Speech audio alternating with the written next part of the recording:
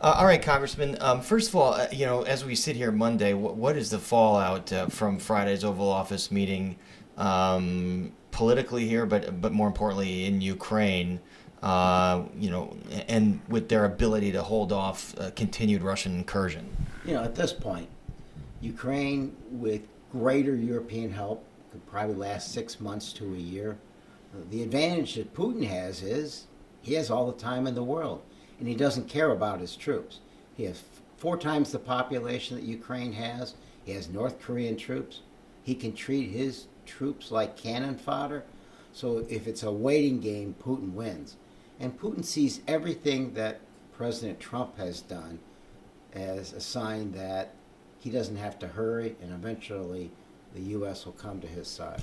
And what do you make of the fact that the spokesperson for Russia, the former president, literally said that already, that the U.S. has aligned with the Russian view, and they're essentially, they've switched, for lack of a better term, alliances now in this conflict? You have to put this in historical context. We are fundamentally a different country than we were just weeks ago to our allies and our adversaries. And that means we are fundamentally less safe alone. It's a very complicated, dangerous world. You need friends. Every president since FDR has said the same thing.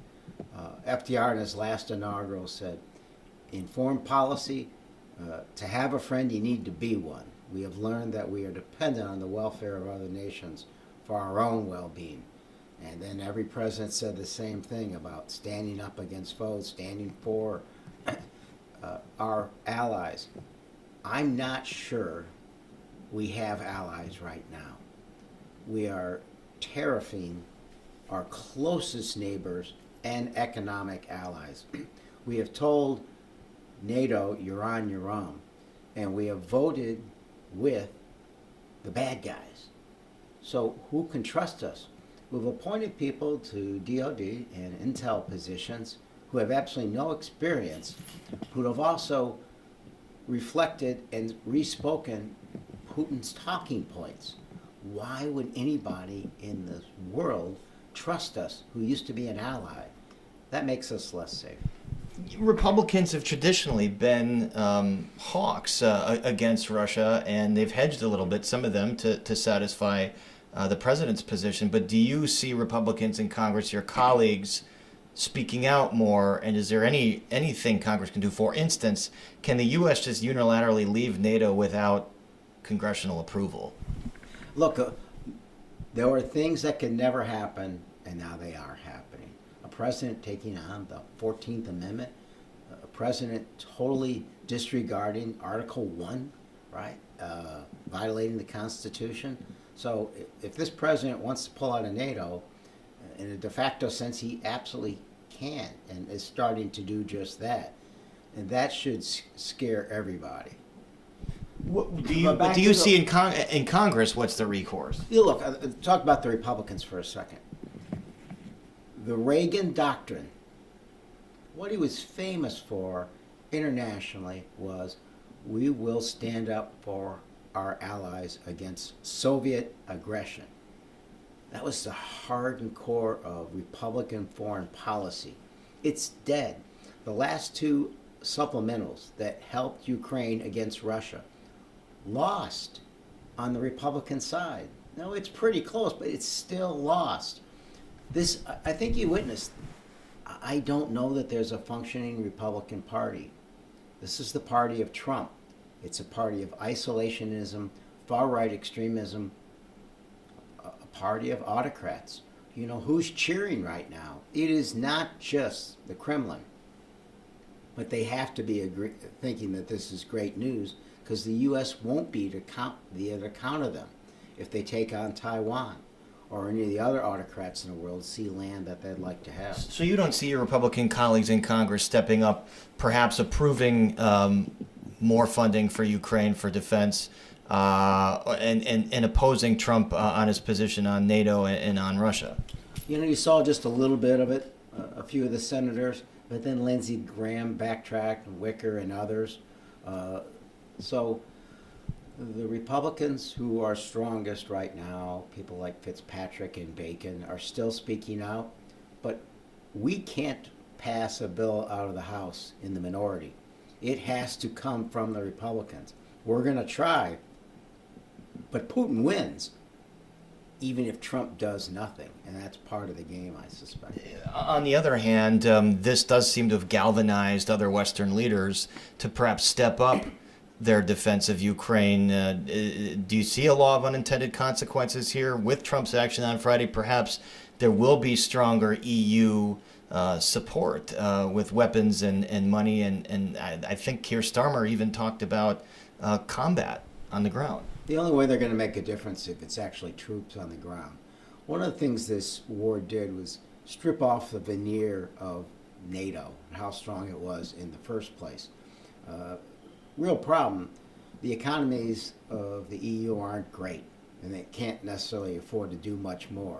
But they don't have a good military industrial base to make up the difference.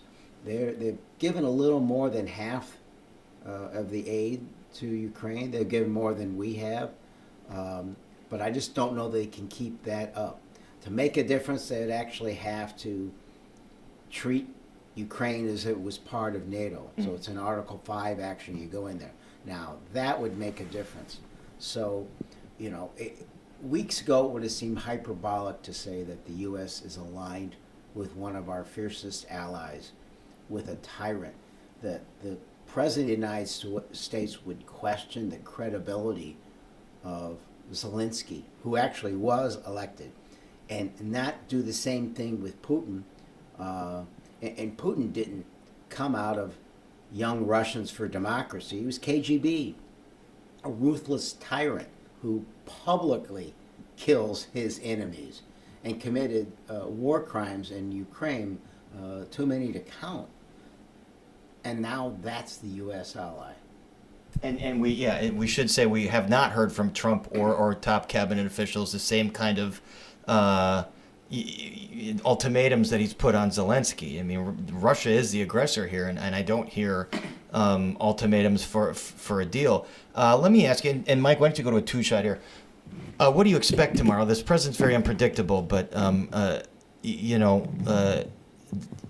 we're having a bit of a stock market sell-off right now. We've got the issue in Ukraine. What are you expecting from this speech? Yeah, I think you're going to see a president arrogant enough to take a victory lap in the midst of total chaos, in the midst of Americans being hurt.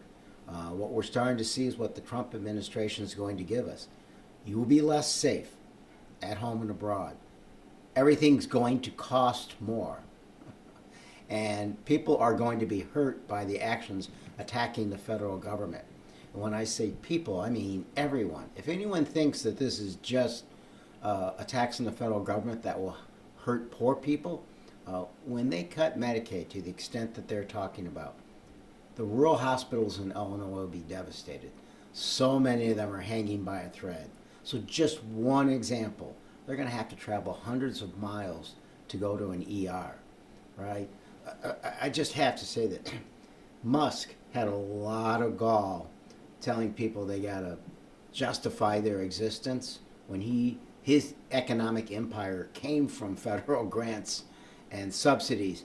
And at the same time, you're really going to tell somebody landing planes for years, 6 days a week at O'Hare, that they have to justify? People inspecting our food, people cleaning up hazardous waste dumps. It's extraordinary time. But I still think the president will look past all that and inflation raging again, stock market concerns, economic concerns, and claim victory. The minerals deal, when you think about this as a student of history, is really reparations for the aggrieved, for the victim, right? It's the Versailles Treaty turned on its head. It's saying, we're going to make you pay for losing. Another way of looking at it is, FDR didn't call Churchill on the 5th of June and say, we're going to send you a bill for this.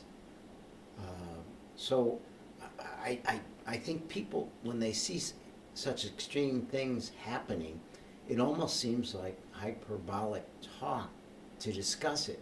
Just stating the facts. The President of the United States lying about who started the war, not calling out tyrants, siding with tyrants. So all we can do is speak truth to power and hope people listen.